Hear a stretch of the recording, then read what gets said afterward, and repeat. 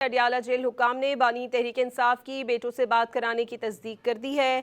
आपको ये बताएं कि सुप्रीम कोर्ट के अहकामात पर बात करवाई गई है। जेल हुक्काम की जानिब से ये तस्दीक की गई है। आपको अपडेट कर रहे हैं। अडियाला जेल हुक्काम ने बानी पीटीआई की बेटों से बात कराने की तस्दीक कर दी है। जेल हुक्काम के मुताबिक सुप्रीम कोर्ट के अहकामात पर बात करवाई गई। बानी ने 30 मिनट से ज़ायद वक्त तक बच्चों से बात की है। आपको अपडेट कर रहे हैं। अडियाला जेल हुक्काम ने बानी पीटीआई की बेटों से बात कराने की तस्दीक कर दी है। मजीद जानते हैं डॉन न्यूज़ के नुमाइंदे ताहिर नसीर से। ताहिर, बातचीत से मुतालिक क्या तफसीलात सामने आई हैं?